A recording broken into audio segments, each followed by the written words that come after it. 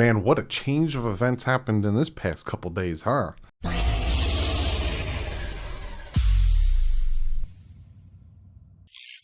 What is up, Finn fans? I had a completely different schedule planned this week for videos. Like I said, I was going to do year in review. Still going to happen. I have to do the film breakdown. Still going to happen.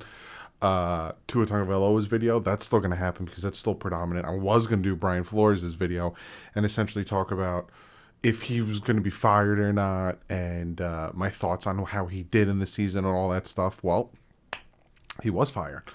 So if you want to know how I felt about how he did on the season and all that other stuff, go watch yesterday's video, because I explained why I was surprised and I explained why I wasn't surprised in that video. So you can go check that video out. I want to say this before, actually, let me get into, I have a new member and a new patron I have to shout out, and Andrew Green and Connor. Andrew Green, new member, Connor Bettany, I hope I said your name right, a new patron. Thank you guys so much for joining the Patreon. Thank you guys so much for joining the membership, and thank you guys, huge influx of subscribers. I greatly appreciate you guys subscribing and deciding to roll with me and watch my videos for the off season. Like I said, I got a lot planned. A lot. I don't take off during the off season. I give you a minimum of 3 videos a week during the off season. But like I said, this is going to kind of be comment of the day. This video is kind of comment of the day because once Brian Flores got fired, a lot of you guys were asking me, who are some head coaching candidates? And I have a few that I wrote down. But I'm hearing a lot of people, whether it's in the media, whether TV personalities, YouTubers, beat writers, writers in general, people on Twitter. I'm hearing a lot of people try to come up with their own reason why Brian Flores got fired.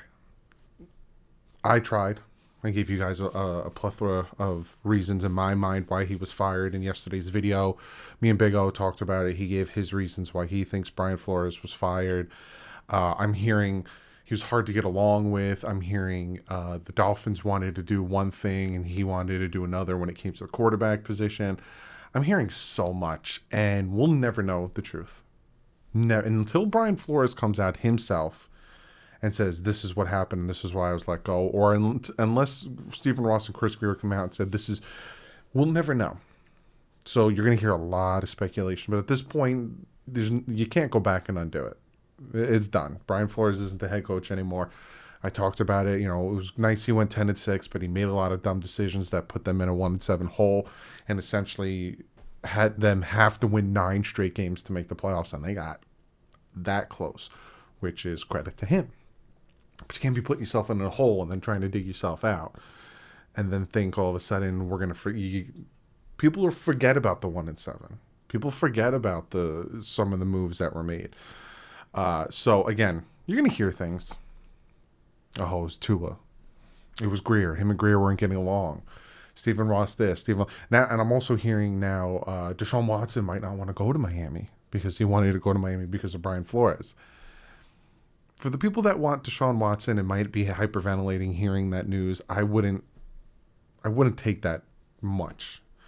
That's not the main reason why Deshaun Watson wanted to go to Miami. It helped. He liked the culture that was going on with Brian Flores. TD Fence Talk was talking about that. But also Dan Marino is a big part of it. He grew up being a huge Dan Marino fan. Miami. He loves Miami. And again, it's the culture. It's Stephen Ross and his mindset when it comes to having that adversity, especially at the head coach position, and not being afraid to do that stuff.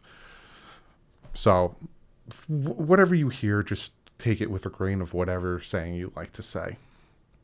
That being said, now I got that little spiel out the way because I'm seeing a lot of it. I'm seeing that divisiveness. Again, Deshaun Watson versus Tua. And now it's Brian Flores. Should he have been fired? Should he not have been a dumb this and that? It is what it is, people. It is what it is. He was good. He was okay. How many times have we been in that situation where got us almost to the playoffs, and Tony Soprano, and then all of a sudden nothing. Got us to the playoffs, and Adam Gase, and nothing. So maybe they made the decision at the right time, or maybe they were too soon to make the decision. We won't know. We'll see if he gets a head coaching job, but we won't know. That being said, Let's talk about this team now. Let's talk about what's going on with this team. They need a head coach. And I wrote down a few names. I wrote down 6 names, possibly 7, of people that popped in my head. Some are viable options. The Miami Dolphins have already reached out to interview. I'm going to talk about that person first. And some just popped in my head, and I said, why not? Talk to them. And I know some of these names are going to be like, no, Doug, because I've already gotten it with some of these names. But let's just jump into it, and let's talk about the guy that I was talking about that the Dolphins already reached out. The Dolphins and the Browns already reached out to this person, reached out to his team, and asked for permission to interview him, and that's Brian Daboll, the offensive coordinator of the Buffalo Bills. Some people are saying no more first-time head coaches. I agree. I think at this point I want somebody who has experience being a head coach. For some reason, I thought in my head that Brian Daboll was the Browns head coach, but he wasn't. I think he interned when they fired their head coach, if I'm remembering correctly, but he was never a head coach. But he was the Browns OC from 2009 to 2010. Their offense was not good. He was the Finns offensive coordinator in 2011. Their offense wasn't that good. He was the Kansas City offensive coordinator in 2012. Their offense pass was horrible. The rush was 5th ranked. Alabama offensive coordinator in 2017. Gives you a little insight of, I was just milking a small animal. Give you a little bit of an insight on maybe what the Dolphins are thinking about the quarterback position if they are bringing in Brian Daboll to interview, who was Tua Tagovailoa's offensive coordinator that first year that he came in and started really playing. And he's obviously the Bills offensive coordinator from 2018 to now. And I'm hearing some Bill fans saying he's bad at play calling. You guys were sucking on his teat last year with the way he was helping your offense out and what he did with Josh Allen. Don't all of a sudden start saying that he sucks. If they do bring him in, there is a possibility of bringing in Ken Dorsey as the offensive coordinator. And if you guys know, last year when we were looking at offensive coordinators, I was banging the table for Ken Dorsey. So Brian Daboll's a name that we have already reached out and asked for permission to interview. We'll see how that goes, but you never hire the first interviewer. How many times we had Mike Tomlin come in? We didn't hire him. We ended up hiring freaking Joe Philman. But that's a name. Jim Caldwell. There's a few guys, big names that are coming out saying that's a possibility. Jim Caldwell, who's already in the building, helping as an assistant head coach. I wouldn't mind that. He's up there in age, though. That does worry me a little bit. But he was the Colts head coach from 2009 to 2011. He has a 26-22 record with the Colts. Went to the playoffs twice, won Super Bowl, and then his final year going 2-14, Peyton Manning is when he injured his neck. He was the Ravens offensive coordinator in 2013, and he was their offensive coordinator when they won that Super Bowl. And he was the Lions head coach. He went 14-17, 2 playoff appearances, went 11-5, 7-9, 9-7, 9-7. So he went 36-28. He was their head coach from 2014-2017, went 36-28. Did pretty well. 11-5, like I said, 2 playoff appearances, once when they went 9-7. He has experience as a head coach. He's done it in 2 separate teams, took one to the Super Bowl, lost, unfortunately. I think that was the Saints Super Bowl. And took the Lions and gave them 3 out of 4 winning seasons, 2 playoff appearances. So Jim Caldwell's a name. Obviously, there's Jim Harbaugh.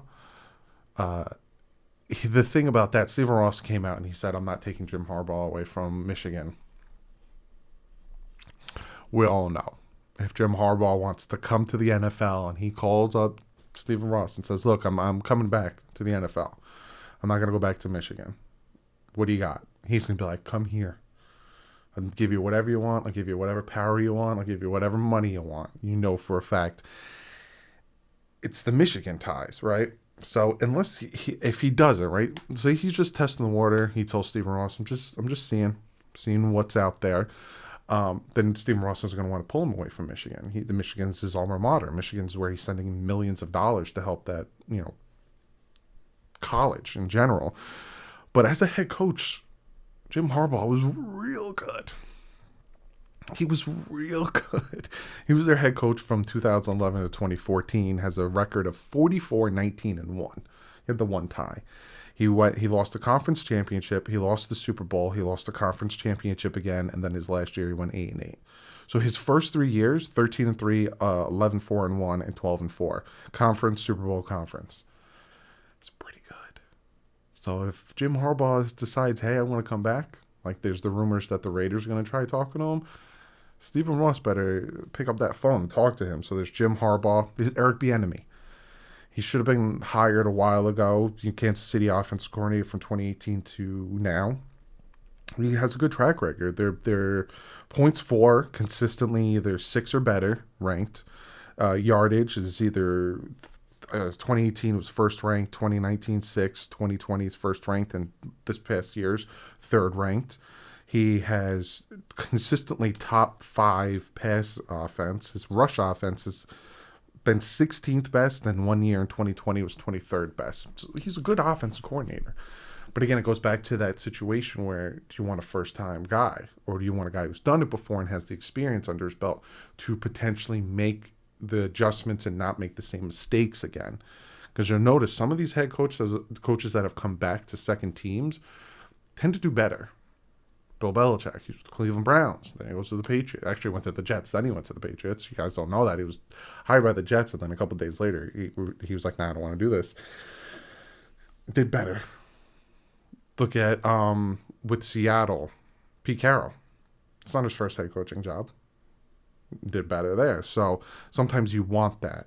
Doug Peterson is another name that's floating out there. Obviously, he was with OC. He was their Kansas City OC 2013 to 2015. But the biggest thing is he was the Eagles head coach from 2016 to 2020. Pretty good record. His first year in 2016, they went 7-9. Then his second year, they went 13-3, won the Super Bowl, beat the Patriots. 2018, 9-7, lost in the division round. 2019, lost in the wild card round. And then his last year in 2020, they went 4-11. So out of his 5 years there, 3 times he went to the playoffs. One, he won a Super Bowl. The other, he won a playoff game. And then that's pretty good. Pretty good for Doug Peterson. And again, it's that veteran, I've been there before, and especially a Super Bowl winning coach. Now, these last 2 are just names that I'm going to throw out there, see if they stick on the wall, and I expect a little pushback from some of you guys in the comment section. Bill O'Brien. Yeah, that Bill O'Brien from the Houston Texans. Now, obviously, if he's coming here, he's not going to have any control over trades or anything like that. But how funny would it be if he pulled off the dumbest trade, gave us the Texans' future, and then he's our head coach? How funny would that be? Because you look at his history as their head coach of the Texans, 52-44, 4 playoff appearances, 2 wins, 9-7, 9-7, 9-7, 4-12, 11-5, 10-6. Not bad. Like I said, 4 playoff appearances, 2015, 2016, 2018, 2019.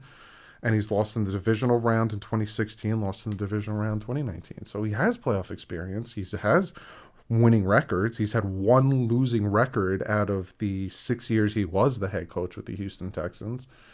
He knows how to win. Right now, he's the Alabama offensive coordinator. So he's going to be targeted. Supposedly Jacksonville's talking to him. So why not throw that name out there, see if that sticks on the wall. And the last name, and this will transition into something else I want to talk about when it comes to coaching, but Jack Del Rio. Yeah, I know, that Jack Del Rio. As the Jaguars head coach, he was 2 playoff appearances from 2003 to 2011, 65 and 63. Not great. Not great at all. But as the Raiders head coach, a little bit better, right? 2015 to 2017. 2016 was his best year, going 12-4 and losing the wild card game. Other than that, 7-9 and 6-10. I bring up Jack Del Rio, right? Big O brought up Jack Del Rio. He has that experience.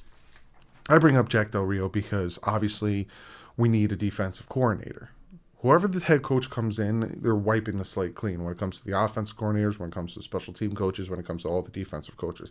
Unfortunately, Alexander, our secondary coach, is probably going to be, hopefully they bring him back because he was real good. He was really good. But we obviously need a defensive coordinator, and we need a defensive coordinator that has that mentality, has that helping that Brian Flores did on the defensive side of the ball. That was Brian, like I said, that was Brian Flores' downfalls, that he was more focused on that side and he struggled so much on the offensive side. And Jack Del Rio's a name. Now, Jack Del Rio was the defensive coordinator for the Washington football team. And I think have they decided on a name yet? I think they did. So he's not really going to make that parallel move. I don't think you really can make that parallel move. That's why Patrick Graham, when he went to the Giants, he didn't just go to their DC. He went to their DC and then their assistant head coach. He kind of got a little bit of a promotion. But Vic Fangio got fired, very good defensive coordinator. And Mike Zimmer got fired, very good defensive coordinator. I would like to see, and that's why some of these names on here, like Bill O'Brien, Doug Peterson, Jim Caldwell, Jim Harbaugh, those names are on my list because they've done it before and they have that experience and they have that connection to potentially hit up Mike Zimmer, hit up Vic Fangio and be like, those types of defense coordinators, even those types of offense coordinators, and be like, hey, I just got the head coaching job, or I'm about to get the head coaching job in Miami. Do you want to come and help me turn this around? They got a ton of talent. We just need to steer them in the right direction, and we can win something here. So, I threw out and Brian Dable coming in and being, Dolphins asking for permission to interview him is nice, right? Something a little sexy, and especially Eric Bieniemy being brought in. But I'm looking for experience now. If we're going to do this, we need to do this right. There's no more first-timers. There's no more, they have to learn as they go. I don't want that anymore. We did it with Adam Gase. We did it with Tony Soprano. We did it with Joe Philbin. We did it with Brian Flores. First-timers, their first year, you're like, ugh, well, he needs to learn. No. Let's bring in somebody who's done it before, who's won it before, and let's win this thing. But that's the list. What list do you have any names that I didn't say that you potentially want to be brought in? Like I said, I'm still doing the year in review. I think tomorrow I'm gonna break down the film of the game, and then I think after that we'll do year in review, and then after that we'll do the Tua video. So I got a lot, so much planned. Or maybe I'll bang out 2 videos tomorrow. Maybe tomorrow or today for you guys. Later, maybe around 5-6 o'clock, I'll do the year in review. I don't know. I got a lot planned for you guys. So to all the new subscribers, thank you so much for hitting that button. If you haven't yet, hit that button, hit the subscribe button. I don't have an off season. I don't remember the last time I took a vacation from making a video because I love it. So other than that, guys, I'll probably either see you later tonight with the year in review or see you tomorrow with the film breakdown. But like usual, stay classy. My fins up.